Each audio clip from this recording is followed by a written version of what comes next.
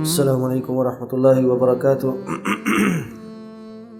الحمد للہ رب العالمین، الصلاۃ والسلام علی نبینا محمد وعلی آلہ وصحبہ اجمعین ومن تبعهم بإحسان إلى يوم الدین۔ رب اشرح لي صدری ويسر لي امری واحلل عقدۃ من لسانی یفقهوا قولی۔ فاعوذ باللہ السمیع العلیم من الشیطان الرجیم من حمده ونفسه ونفخه ونفسه۔ بسم اللہ الرحمن الرحیم۔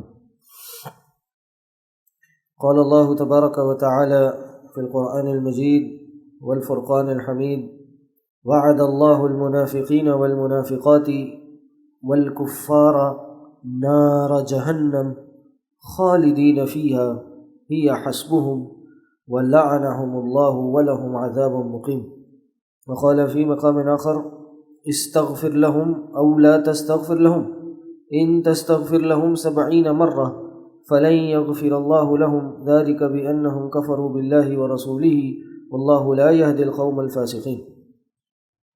10ویں جز میں سورۃ توبہ میں اللہ تعالیٰ نے فرمایا کہ اللہ تعالیٰ کا وعدہ ہے منافقین مردوں کے لیے اور منافقین عورتوں کے لیے اور کفار کے لیے۔ کیا وعدہ ہے؟ کیا وعدہ کیا؟ نار جہنم، جہنم کی آگ، اس کو اللہ نے تیار کر رکھا ہے، اور خالدین فیہا، ہمیشہ اس میں رہیں گے۔ اس صورت میں سورۃ توبہ میں کئی جگہ منافقین کے حوالے سے ذکر ہے، اور اس سورۃ توبہ کا نام ایک نام سورہ فاضحہ بھی ہے۔ سورۃ توبہ کا نام سورہ فاضحہ بھی ہے، جس کا مطلب یہ ہے کہ منافقین کو رسوا کرنے والی صورت۔ منافق کی ایک بنیادی اصطلاح ہے، جو منافق کا ایک بیسک معنی ہے، اور وہ کیا کہ وہ شخص جس کے قول اور فعل میں تضاد ہو، وہ شخص کہ جس کا ظاہر کچھ ہو اور باطن کچھ ہو، اس کو منافق کہا جاتا ہے۔ اور یہ منافق دو طرح کے ہوتے ہیں، ایک منافق جو اعتقادی منافق ہوتے ہیں، اور ایک منافق جو عملی منافق ہوتے ہیں۔ اعتقادی منافق کون ہے؟ جو اصل منافق ہے، جو اس زمانے میں پائے جاتے تھے، جو آستین کا سانپ بن کے گھومتے تھے، اللہ کے نبی صلی اللہ علیہ وسلم چاہتے ہوئے بھی ان سے بدلہ نہیں لے سکتے تھے، ان کو سزا نہیں دے سکتے تھے۔ کیوں؟ کیونکہ بظاہر وہ مسلمان تھے، ظاہری طور پہ اسلام قبول کیے ہوئے تھے، مسجد میں آتے تھے، مسجد میں صحابہ کے ساتھ نمازیں پڑھا کرتے تھے، محفلوں میں بیٹھا کرتے تھے، لیکن اندر سے کافر تھے، پکے کافر تھے۔ زبان پہ کلمہ جاری تھا، لیکن دل سے وہ مشرک ہی تھے، مشرک یا جو بھی یہودی یا جو بھی غیر مسلم۔ ان کے بارے میں اللہ نے فرمایا کہ یہ وہ لوگ ہیں کہ جو جہنم میں، اللہ نے ان کے لیے جہنم تیار کر رکھی ہے، اس کا وعدہ کر رکھا ہے، ہمیشہ اس جہنم میں رہیں گے۔ بلکہ ان کا معاملہ کافر سے بھی بدتر ہے۔ اس آیت میں تو برابر کر دیا نا کافر کے۔ منافق کا معاملہ یہ ہے کہ فرمایا کہ ان المنافقین فی الدرک الاسفل من النار، کہ منافق جو ہیں وہ جہنم کے سب سے نچلے گڑھے میں ہوں۔ کیوں؟ کیونکہ ایک آپ کا دشمن ہو، آپ کو پتہ ہے وہ دشمن ہے، دنیا کو بھی پتہ ہے وہ دشمن ہے، آپ اس سے انتقام لے سکتے ہیں، لیکن ایک شخص ہو جو آپ کو پتہ ہے آپ کا دشمن ہے، لیکن آپ اس سے انتقام نہیں لے پا رہے، یا وہ آپ کو تب وار کرتا ہے جب فائدہ چاہیے ہوتا ہے، تب تو آ جاتا ہے، ہاتھ کھول کے آ جاتا ہے، لیکن جیسے ہی آپ کمزور پڑتے ہیں، جیسے ہی آپ کو کوئی تکلیف آتی ہے، فوراً اپنا ہاتھ اٹھا لیتے ہیں اور فوراً بے رخی کر لیتے ہیں۔ یہ منافق کے بارے میں کہا کہ یہ منافقین جہنم کے سب سے نچلے گڑھے میں ہوں گے۔ یہ ایک قسم ہے۔ اور دوسری قسم ہے منافقین کی جو عملی منافق ہیں، جس میں میں اور آپ شامل ہیں، کہ جو عمل کریں، مسلمان ہوں، عقیدہ توحید کا اقرار کریں، شرک سے بچے ہوئے ہوں، لیکن اعمال ایسے ہوں کہ جو منافقین والے ہوں، اعمال کچھ ایسے ہوں کہ جس میں ظاہر اور باطن کا اختلاف ہو، عمل کچھ ایسے ہوں کہ کہیں پہ کچھ عمل ہو کہیں پہ کچھ عمل ہو۔ اور انسان کو اس کیفیت کو اپنے اوپر طاری بھی رکھنا چاہیے، یعنی یہ کوئی ایسی چیز نہیں ہے کہ انسان کہے نہیں میں منافق نہیں ہوں اور میں نہیں اپنے آپ کو ایسا سمجھتا، بلکہ صحابہ کی زندگی سے اور سیرت سے ہمیں یہ ملتا ہے کہ صحابہ بھی اپنے اوپر نفاق کا ڈر کھایا کرتے تھے۔ وہ صحابی مسلمان تو ایک عام مسلمان ہوتا ہے، وہ تو قرون اولا بلکہ قرون اول کے مسلمان تھے، صحابہ تھے، نبی علیہ السلام سے تربیت یافتہ تھے، بلکہ خلفاء تھے، 10 مبشرین بالجنہ بھی تھے، ان میں بدر لڑنے والے، احد لڑنے والے بھی تھے۔ وہ اپنے اوپر نفاق کا ڈر کیا کرتے تھے۔ حضرت حذیفہ بن یمان، ہم سب کو پتہ ہونا چاہیے کہ وہ اللہ کے نبی صلی اللہ علیہ وسلم کے راز رکھنے والے صحابی تھے، اور اللہ کے نبی صلی اللہ علیہ وسلم ان کو فتنوں کے بارے میں احادیث بتایا کرتے تھے، یا کہہ لیجئے کہ جتنی فتنوں کے بارے میں احادیث ہمیں ان سے ملتی ہے شاید کسی اور سے نہ ملتی ہوں۔ تو حذیفہ بن یمان کو اللہ کے نبی صلی اللہ علیہ وسلم نے منافقین کی ایک لسٹ دی ہوئی تھی کہ یہ فلاں فلاں شخص جو ہے یہ منافق ہے۔ ظاہر نبی علیہ السلام بتا نہیں سکتے تھے، یا ان کو نفاق کی وجہ سے ان کے ساتھ معاملہ غیر مسلم والا نہیں کر سکتے تھے۔ کیوں؟ کیونکہ یہ ابھی اسلام کا نیا دور تھا، ابھی لوگ اسلام میں آہستہ آہستہ داخل ہو رہے تھے۔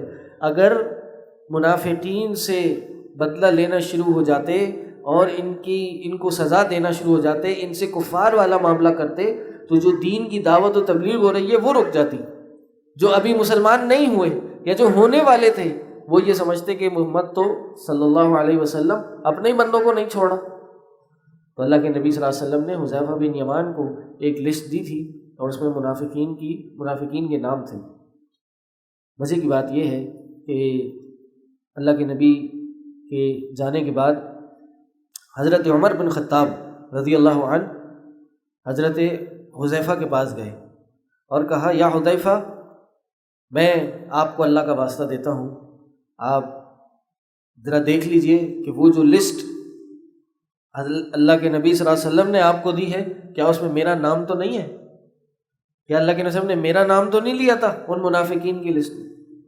یہ حضرت عمر تھے رضی اللہ عنہ، ظاہر ہے ان کا نام نہیں تھا۔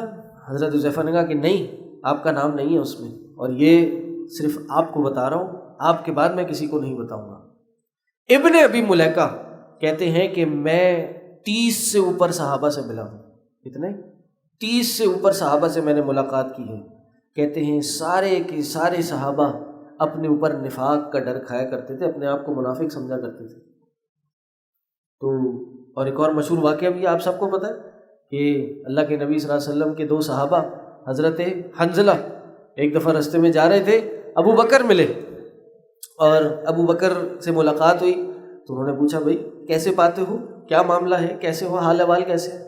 تو حنظلہ نے کہا کہ نافق حنظلہ جو ہے منافق ہو گیا ہے، یعنی یہ صحابی رسول ہیں، نبی علیہ السلام کے زمانے میں موجود ہیں، لیکن ان کا ایمان ان کو اجازت نہیں دیتا تھا کہ یہ اپنے آپ کو ایمان تقوی کا پہاڑ سمجھیں، ایمان کی چوٹی پہ فائز سمجھیں اپنے آپ کو، کہ بس ہم تو بڑے متقی اور پرہیزگار ہو گئے، ہم نے چند رمضان گزار لیے، چند تراویح پڑھ لی، روزے رکھ لیے تو ہم تو پکے ٹھکے مسلمان ہو گئے۔ نہیں، یہ وہ صحابی تھے جو نبی علیہ السلام کو صبح شام دیکھتے تھے، یہ مسجد نبوی میں نبی علیہ السلام کے درود سنا کرتے تھے، یہ وہ صحابہ تھے کہ جو نبی علیہ السلام کے ساتھ جہاد کیا کرتے تھے، یہ وہ صحابہ تھے نبی علیہ السلام کے لیے اپنی بھوک پیاس برداشت کیا کرتے تھے۔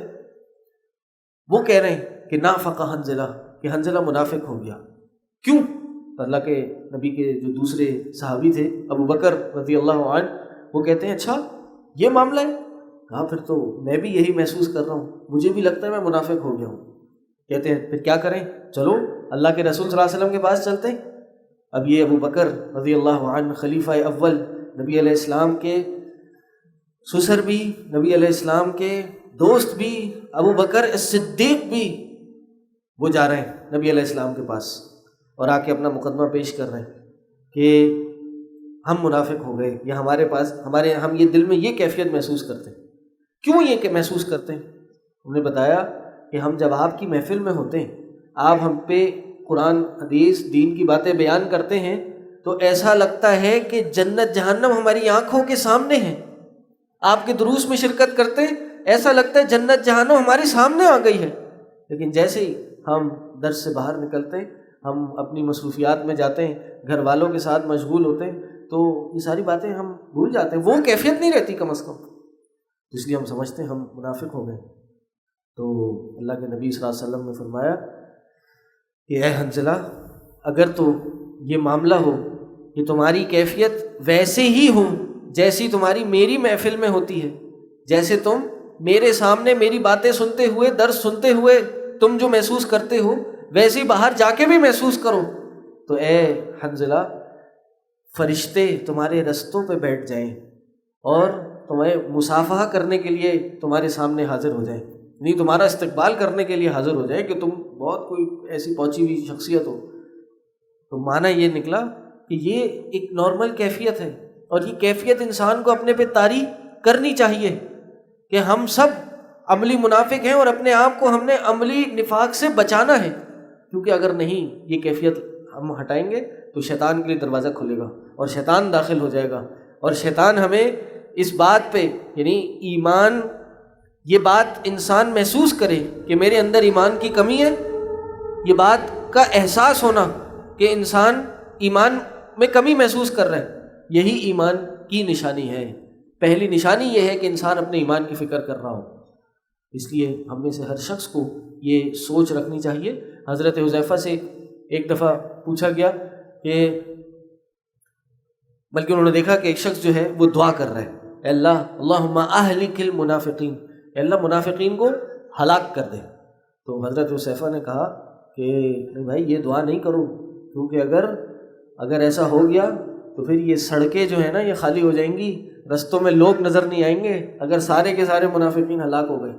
تو مقصد کیا کہ یہ عملی نفاق ہمارے اندر پایا جاتا ہے اور ہم نے اس کا خوف کھانا ہے. حسن بصری رحمہ اللہ کے بارے میں آتا ہے، وہ کہتے ہیں کہ اللہ کے عذاب سے جو بے خوف ہوتا ہے وہ کوئی نہیں ہوتا سوائے منافق کے، اور اللہ کے عذاب سے جو خوف کھاتا ہے وہ کوئی نہیں خوف کھاتا بلکہ ایک مومن کے. تو ہر وقت انسان کو یہ سوچ رکھنی چاہیے. اور اس کے لیے کیا کرنا چاہیے؟ اس کے لیے کرنا کیا چاہیے؟ صرف ڈرنا تھوڑی ہے، صرف خوف تھوڑی کھانا ہے، بلکہ جو منافقین کی علامات کتاب و سنت میں بیان کی گئی ہیں اس سے انسان اپنے آپ کو بچائے. اور سورہ بقرہ کا جو پہلا رکوع ہے وہ یعنی اس کی تلاوت تو کئی دن پہلے ہو گئی تھی، لیکن اس رکوع میں جو تیسرا رکوع ہے، یعنی جو تیسرا ایک گروہ بتایا گیا ہے سورہ بقرہ کے شروع میں، وہ منافقین کے حوالے سے بتایا گیا ہے، اور اس میں منافقین کی کچھ صفات بتائی گئی ہیں. میں وہ آپ کے سامنے بیان کرنا چاہتا ہوں تاکہ ہمارے سامنے یہ منافقین کی جو 2 سے 3 بڑی صفتیں ہیں یہ سامنے آ جائیں. امام ابن قیم رحمہ اللہ کی انہوں نے اپنی کتابوں میں منافقین کے بارے میں لکھا ہے، اور وہ لکھتے ہیں کہ منافقین کی جو بیماری ہے وہ 2 خصلتوں پہ جا کے جمع ہو جاتی ہے. 2 منافقین کی جو صفات ہیں وہ 2 صفات پہ جا کے 2 صفتوں پہ جا کے جمع ہوتی ہے. ایک جھوٹ بولنا اور دوسرا ریاکاری. جتنی بھی نفاق کی علامات ہیں، جتنی بھی منافق کی نشانیاں ہیں، وہ ساری کی ساری ان 2 پہ جا کے جمع ہو جائیں گی. یعنی منافق کی بنیاد، نفاق کی بنیاد ہی جھوٹ ہے. اور جھوٹ کیا ہوتا ہے؟ یہی ظاہر اور باطن کا اختلاف، سامنے کچھ ہو پیچھے کچھ ہو. اور یہی اس صورت میں بیان کیا گیا، یعنی جو اس رکوع میں کہا وَمِنَ النَّاسِ مَن يَقُولُ آمَنَّا بِاللَّهِ وَبِالْيَوْمِ الْآخِرِ وَمَا هُم بِمُؤْمِنِينَ، کہ لوگوں میں سے بعض ایسے ہیں جو یہ اپنی زبان سے کہتے ہیں. اللہ نے سورت کا آغاز کیا سورہ بقرہ کا، پہلے مومنین متقین کی صفات بیان کی کہ متقین یہ ہیں، ایسی ایسی ان کی صفات ہیں. پھر کفار کی صفات بیان کی اور کفار کا نام لیا. لیکن تیسری جو صفات بیان کی تیسرے گروہ کی وہ منافقین تھے، لیکن ان کا نام تک نہیں لیا اللہ نے کہا کہ بعض الناس، بعض لوگ ایسے، ومن الناس، لوگوں میں سے بعض ایسے ہیں جو کہتے ہیں، زبان سے تو یہ کہتے ہیں ہم اللہ پہ ایمان لائے اور آخرت کے دن پہ ایمان لائے، وما ہم بمؤمنین، لیکن وہ مومن نہیں ہیں. یخادعون اللہ والذین آمنوا، وہ دھوکہ دیتے ہیں اللہ کو اور ان لوگوں کو جو ایمان لائے. وما یخدعون الا انفسهم وما یشعرون، اور نہیں دھوکہ دے رہے سوائے اپنے آپ کو۔ وہ سمجھتے ہیں کہ وہ بہت لوگوں کو بیوقوف بنا رہے ہیں، لوگوں کو دھوکہ دے رہے ہیں، اللہ رسول کو دھوکہ دے رہے ہیں، نہیں، اپنے آپ کو ہی دھوکہ دے رہے ہیں، اپنے آپ کو ہی بیوقوف بنا رہے ہیں۔ وہ فرمایا فی قلوبہم مرض، ان کے دلوں میں مرض ہے، اور یہ مرض کون سا ہے؟ مفسرین نے لکھا ہے کہ یہ مرض شک کا مرض ہے، یعنی ان کو شک ہے، ان کو یقین نہیں ہے کہ یہ جو کتاب اللہ نازل ہوئی ہے یہ کتاب برحق کتاب ہے، یا یہ شک ہے کہ یہ کتاب تو برحق ہے، یہ رسول تو برحق ہے۔ شک یہ ہے کہ وہ اگر مسلمان ہو گئے تو ان کی نجات ہوگی یا نہیں ہوگی۔ فرمایا فی قلوبہم مرض فزادہم اللہ مرضا، اللہ اس مرض کو بڑھاتا جا رہا ہے۔ وَلَهُمْ عَذَابٌ عَلِيمٌ، اور ان کے لیے دردناک عذاب ہے، بِمَا كَانُوا يَكْذِبُونَ، کس لیے؟ پہلی صفت جو سب سے بڑی صفت ہے، میں نے کہا نا اللہ تعالیٰ نے قرآن میں منافقین کا تعارف کرایا، پہلی صفت کیا بیان کی کہ یہ بِمَا كَانُوا يَكْذِبُونَ، کہ وہ جھوٹ بولا کرتے تھے۔ اگر آج ہم نفاق کی علامت سے اور منافق بننے سے بچنا چاہتے ہیں، ہمیں سب سے پہلی چیز جھوٹ چھوڑنا ہوگا۔ اللہ کے نبی صلی اللہ علیہ وسلم کی حدیث ہے کہ منافق کی 4 علامات ہیں، 4 من کن فیہ، 4 خصلتیں اگر کسی میں ہیں تو وہ خالص منافق ہے، وہ پکا ٹھکا منافق ہے، اور اگر وہ کسی میں ایک خصلت پائی جاتی ہے تو یہ نفاق کی خصلتوں میں سے ایک خصلت ہے۔ پہلی کیا ہے؟ اذا، اور ان 4 میں سے پہلی کیا ہے؟ اذا اؤتمن خان، جب اس کو امین جانا جائے تو وہ خیانت کرے، کوئی چیز اس کے پاس رکھوا دی جائے، چاہے کوئی سامان ہو، کوئی پیسے ہوں، کوئی ادھار اس کو دیا جائے تو وہ اس میں خیانت کرے، کوئی امانت رکھوائی ہے، کوئی سامان استعمال کے لیے دیا ہے وہ اس میں خیانت کرے، وہ اس کو اس طرح استعمال نہ کرے یا بڑی بے دردی سے استعمال کرے جس طرح اس کو استعمال نہیں کرنا چاہیے۔ یا خیانت کی ایک شکل یہ بھی ہے کہ وہ کوئی شخص کسی کمپنی میں جاب کرتا ہو اور اس کے سپروائزر نے یا کمپنی کی طرف سے یہ اس کے اوپر کنڈیشن ہو کہ وہ اتنے گھنٹے کام کرے گا، اور اس دورانیے میں وہ اپنا وقت کسی اور جگہ پہ نہیں لگائے گا، یا کسی اور کمپنی کے لیے کام نہیں کرے گا، یا موبائل استعمال نہیں کرے گا، سوشل میڈیا استعمال نہیں کرے گا، تو ان چیزوں میں سے وہ کچھ بھی کرے وہ خائن ہے، وہ خیانت کرنے والا ہے۔ یا پھر کوئی اس کو کوئی پیسے دے دے کچھ عرصے کے لیے امانتاً رکھوائے اور وہ اس میں کمی کر لے، اپنے پہ استعمال کر لے جبکہ اجازت نہ ہو۔ کہا کہ منافق کی پہلی علامت یہ ہے کہ اذا اؤتمن خان، جب اس کو امین جانا جائے تو وہ خیانت کرے۔ اور خیانت کی ایک شکل یہ بھی ہے کہ کوئی شخص کسی کو کوئی راز بتا دے، کوئی بات بتا دے تو وہ کیا کرے؟ اس کو فاش کر دے، دوسروں کو بتا دے۔ اور ضروری نہیں ہے کہ کوئی شخص آ کے آپ کو یہ کہے کہ دیکھو میں تمہیں بات بتا رہا ہوں، یہ کسی کو بتانی نہیں ہے۔ صرف یہ راز نہیں ہوتا، راز یہ بھی ہوتا ہے کہ ایک انسان آپ کے پاس آ کے بیٹھے، ایک رائٹ دیکھے لیفٹ دیکھے کہ کوئی سن تو نہیں رہا، اور پھر آپ کو وہ بات بتا دے، تو پھر سمجھ جائیں، حدیث کے الفاظ ہیں کہ سمجھ جائیں کہ یہ بھی راز ہے، یہ بھی دوسروں کو نہیں بتانا۔ اسی طرح اگر کوئی آپ کے ساتھ محفل میں بیٹھے اور محفل سے اٹھ کے یہ کہہ دے کہ جی المجالس بالامانہ، کہ مجالس جو ہیں وہ امانت ہوتی ہیں، تو اس کا مطلب یہ اس پوری مجلس میں جو بھی گفتگو ہوئی ہے وہ کسی کو بتانی نہیں ہے آپ نے، الا یہ کہ وہ شخص اجازت دے دے، تو یہ بھی خیانت ہے۔ یہ بھی آپ منافقین کی خصلتوں کو اپنا لیں گے اگر کسی کے راز کو فاش کر رہے ہیں اور کچھ دوسرے کو جا کے بتا رہے ہیں، خاص طور پہ اس شخص کو کہ جس کی اس نے کوئی، آپ اس کے پیٹھ پیچھے برائی کی ہے، کسی نے کسی کے بارے میں آپ کو آ کے بتایا، آپ نے کہا یار وہ شخص ایسا ہے، میں تمہیں بتا رہا ہوں اور میں اپنی تکلیف، اپنا درد، اپنا دکھ تمہارے ساتھ شیئر کر رہا ہوں، فلاں شخص نے فلاں موقع میں میرے ساتھ ایسے کیا ہے اور میں مشورہ لینے آیا ہوں کہ تم مجھے بتاؤ کہ میں کیا کروں، اور آپ جو ہیں بڑے اس کے ساتھ مخلص بنے، آپ اس کو بھی مشورہ دیں، اور جس کے بارے میں اس نے آپ کو آ کے بتایا آپ اس کے مخلص بن کے اس کے پاس پہنچ جائیں کہ دیکھو وہ شخص آیا تھا تمہارے بارے میں یہ باتیں کہہ رہا تھا، اور دیکھو میں تمہارا کتنا مخلص ہوں، میں تم سے کتنا سنسیئر ہوں، میں تمہیں ساری باتیں آ کے بتا رہا ہوں۔ یہ شریر شخص ہے، یہ مخلص نہیں ہے۔ جو شخص، سلف کہتے ہیں، آپ کو آ کے دوسروں کی باتیں بتا رہے ہیں، یاد رکھیے کہ وہ آپ کی باتیں بھی دوسروں کو جا کے بتا رہا ہوگا۔ اس کو نمیمہ کہتے ہیں، اس کو چغل خوری کہتے ہیں۔ نبی علیہ السلام کی حدیث ہے کہ چغل خور شخص جنت میں کبھی نہیں جائے گا، جنت میں کبھی اس کا داخلہ نہیں ہوگا۔ نبی علیہ السلام ایک دفعہ 2 قبروں کے پاس سے گزرے اور کہا کہ ایک قبر والے کو، ان دونوں قبر والوں کو عذاب ہو رہا ہے، اور ان کو جو عذاب ہو رہا ہے کوئی بہت بڑا کام نہیں کیا انہوں نے، کہ کسی بہت بڑے عمل کی وجہ سے ان کو عذاب نہیں ہو رہا، لیکن عمل چھوٹا تھا، گناہ کے اعتبار سے بہت بڑا تھا، گناہ کبیرہ تھا، عمل چھوٹا تھا، تو ان کو عذاب اس کی وجہ سے ہو رہا ہے۔ کہا ایک شخص، وہ کون تھا؟ جو استنجے کے آداب نہیں جانتا تھا، جو باتھ روم جاتا تھا اور صحیح سے اپنے آپ کو پاک نہیں کرتا تھا، اس کو اس کی ناپاکی کی چیٹوں کے لگنے کی وجہ سے عذاب ہو رہا ہے، نمبر 1۔ اور نمبر 2 کہا دوسرا شخص کانا یمشی بن نمیمہ، وہ چغل خور تھا، ایک کی باتیں دوسروں کو لگایا کرتا تھا۔ تو منافق کی پہلی نشانی یہ ہے کہ اذا اؤتمن خان، جب اس کو امین جانا جائے تو وہ خیانت کرے، اور دوسرا اذا حدث کذب، جب بھی وہ بات کرے تو وہ جھوٹ بولے، اور یہی منافق کی بنیادی علامت ہے۔ اور تیسرا اذا عاہد غدر، جب بھی وہ کوئی معاہدہ کرے، کوئی کمٹمنٹ کرے تو اس کو توڑ دے۔ کوئی کہے کہ جی میں آپ کے ساتھ کمیٹڈ ہوں اور میں فلاں کام آپ کے ساتھ کرنے کو تیار ہوں، اتنا اتنا وقت آپ کو دوں گا، اتنا اتنے پیسے آپ کو دوں گا، یا اتنی اتنی اپنی جو سروسز ہیں وہ آپ کو دوں گا، اور پھر وہ نہ کرے تو یہ معاہدہ توڑنے والوں میں سے ہے، وہ اپنی کمٹمنٹ کو توڑنے والوں میں سے ہے۔